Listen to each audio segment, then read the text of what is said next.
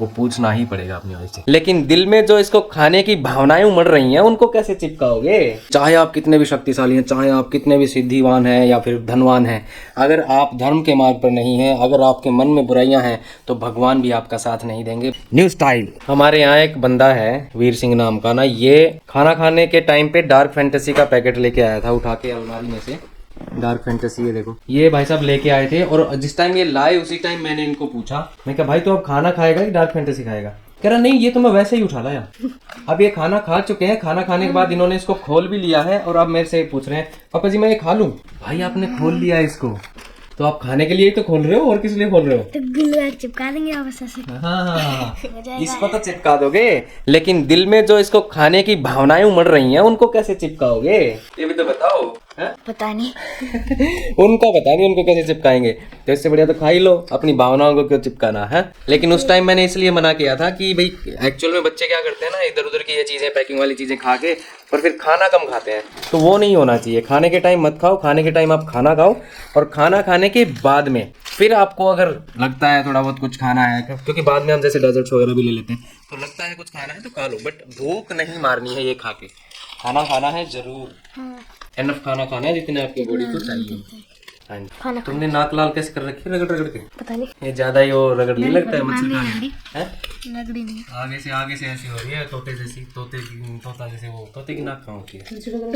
तोते की नाक नहीं होती, पता नहीं होती होगी। मैं भाई साहब बाल कैसे राजेश खन्ना टाइप के हो रखे हैं यार। मैंने ना आज तेल नहीं लगाया भाई, शैम्पू किया था और भी तेल भी नहीं लगाया बाद में। रील एडिट हो गई है, इसको थोड़ा टचअप करके मेरे को अपलोड करना है अब, तो एक बार मैं थोड़ा टचअप इस पे कर देता हूँ। अभी एडिटिंग कर रहा हूँ तो बैठे बैठे भी नींद आ रही है यार, सोच रहा हूँ सो जाता हूँ, सुबह उठ के एडिटिंग करूंगा। सीरियसली ऐसी नींद आ रही है, झटके आ रहे हैं नींद के, ऐसा लग रहा पता लगा सिर जाके लगा लैपटॉप में। बेटर है कि अभी रैप अप करके और सो जाता हूँ, एंड देन सुबह टाइम से जल्दी उठ के फिर एडिटिंग करूंगा। हे भगवान, यहाँ इनकी दुकान फैली हुई है। मैं सोने के लिए आया था अपनी रजाई लेके यार, देखना मैं सोने के लिए आया रजाई लेके, नींद आ रही है उस रूम में बैठे बैठे एडिटिंग करते हुए। यहाँ इनकी दुकान फैली हुई है, ये इनको जाना है। अरे भाई मायके जाना है, मायके जाना है, भतीजा हुआ है उसका फंक्शन है। लो इनको फंक्शन पे जाना है, तो मेरी नींद क्यों खराब कर रहे हो? मुझे तो सोने दो बस 10 मिनट। 10 मिनट? अब 10 मिनट में ये रजाई सिर पे रख के कहाँ घूमूं यार? अब आप लोग कहोगे रख दो, सिर पे रख के घूम रहे हो, फिर मुझे भी अच्छा लग रहा है ऐसे घूमते हुए व्लॉग बनाने में। New style. मुझे इनकी एक चीज समझ नहीं आती, ये जाती हैं तो ढेर सारी पैकिंग, आती हैं तो ढेर सारी पैकिंग, 2 दिन के लिए आएंगी पूरा बैग फिर खिला देंगी, फिर बैग भरेंगी। भाई साहब चल क्या रहा है इतना कुछ, मतलब अननेसेसरी एफर्ट्स लगाने की क्या जरूरत है? अरे भाई बच्चों का साथ है, अब इतना सब मेरे से ज्यादा इन बच्चों के कपड़े होते हैं। अभी भी देख लो इन बच्चों के फैले पड़े हैं। बहुत झंझट है भाई, ये लेडीज अपनी जान को काम अपने आप में बढ़ाती हैं और कुछ होता ही है इनको, ये तो दोनों ही बात है। अब बच्चों के कपड़े, अब बताओ सबसे जरूरी मतलब वो है कि सर्दियों का टाइम है, गर्मी हो तो मतलब कर ले कि भाई धुल गए कपड़े, सूख गए। सर्दियों में 4-4 दिन तो सूरज नहीं निकल रहा है, क्या करें बताओ? ये बात तो बिल्कुल सही, ये बात तो बिल्कुल सही है। सूरज नहीं निकल रहा है 4-4 दिन तो फिर कपड़े सूखते भी नहीं है ना, इस वजह से एक्स्ट्रा कपड़े लेके जाने पड़ते हैं और उसमें थोड़ा फिर चैलेंज है ही है। फिर आप लोग कैसे मैनेज करते हो ऐसे में सर्दियों में, जब कहीं घूमने जाना हो, बहुत सारे कपड़े लेके जाते हो या बेटर है कहीं लॉन्ड्री ढूंढते हो जाके? आप क्या करते हो बताओ जरा। गुड मॉर्निंग फ्रेंड्स, स्वागत है एक नई सुबह में एक नई एनर्जी के साथ। और दोस्तों आज कहीं जाना है तो वाइफ फटाफट से अपने काम में लगी है, उठते ही झाड़ू पोछा और वो सब जो भी करना होता है मॉर्निंग का रूटीन वो सब अपना कर रही है। और इडली विडली बनने के लिए चढ़ा दी है ऑलरेडी वाइफ ने, तो थोड़ा सा अर्ली वाला रहेगा, क्विक रहेगा सारा सिस्टम आज, तो मैंने सोचा थोड़ी हेल्प मैं भी कर दूं, चाय बना देता हूं सुबह की। अगर नहीं बनाऊंगा तो मुझे भी तो लेट मिलेगी तो मैंने सोचा कि मैं चाय बना देता हूं, तब तक हम चाय रेडी कर लेते हैं।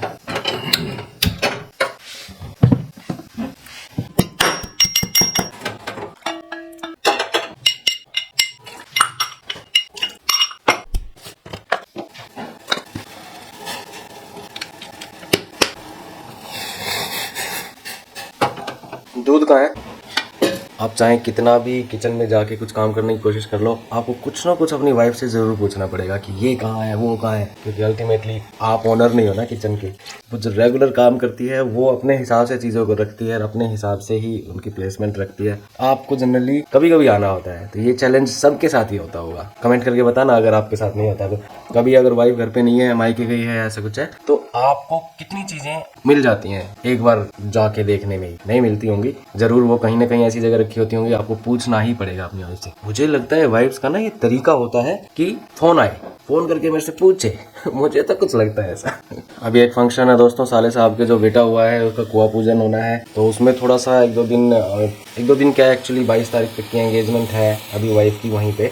उसके बाद 23-24 को जैसे भी जो भी आने का प्लान होगा, उसके बाद फिर मैं फिटनेस से रिलेटेड भी अपना जो 75 हार्ड या फिर ऐसा कुछ एग्जैक्टली 75 हार्ड करूंगा, या फिर वैसे फिटनेस से रिलेटेड आपको वीडियोस लेके आऊंगा आपके लिए, वो डिपेंड करता है। बट आई विल ट्राई कि कुछ इस तरह का भी मैं लेके आऊँ। मैं काफ़ी टाइम से प्लान कर रहा हूँ, बट कुछ एंगेजमेंट्स उस डायरेक्शन में हो रही थी, उसकी वजह से ये डिले हो रहा है। बट हम कोशिश करेंगे कि जल्द से जल्द वो सब आपके पास लेके आएँ, और कंटिन्यूसली एक रूटीन फिर मैं आपको दिखाऊंगा जिसमें हम किस तरह से अपनी हेल्थ एंड फिटनेस का ध्यान रख सकते हैं। एक सोने का, जगने का, खाने का, पीने का, एक्सरसाइज का, हर चीज़ का रूटीन। साथ ही हम क्या खाना चाहिए, क्या नहीं खाना चाहिए, उन चीज़ों पे भी कुछ बातें करेंगे। तो ये सब जल्दी ही आएगा, इसलिए कनेक्टेड रहिए हमसे और सब्सक्राइब कर लेना जरूर।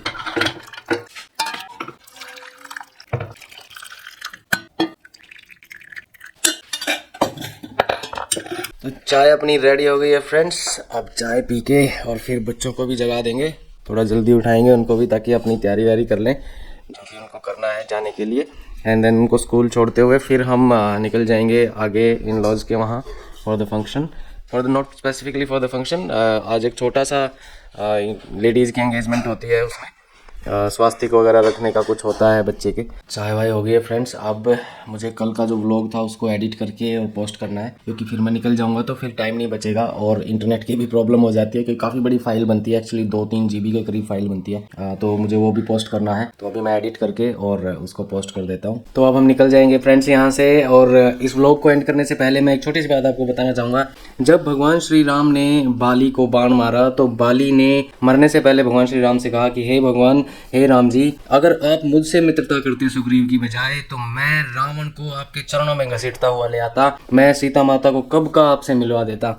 लेकिन भगवान राम ने एक ही बात कही कि मानता हूँ कि तुम शक्तिशाली हो, मानता हूँ कि तुम ज़्यादा कैपेबल हो, लेकिन यहाँ पर बात धर्म की है, यहाँ पर बात सच्चाई की है, और तुमने अधर्म का साथ दिया, तुमने अपने भाई के साथ अत्याचार किया, तुमने अपने भाई के परिवार के साथ अत्याचार किया। तो इस प्रकार के मनुष्य के साथ, इस प्रकार के व्यक्ति के साथ मैं बिल्कुल भी मैत्री भाव से कोई भी सहायता नहीं ले सकता। इसलिए उन्होंने बाली की सहायता को अस्वीकार्य करते हुए उसको इस बात के बारे में समझाया।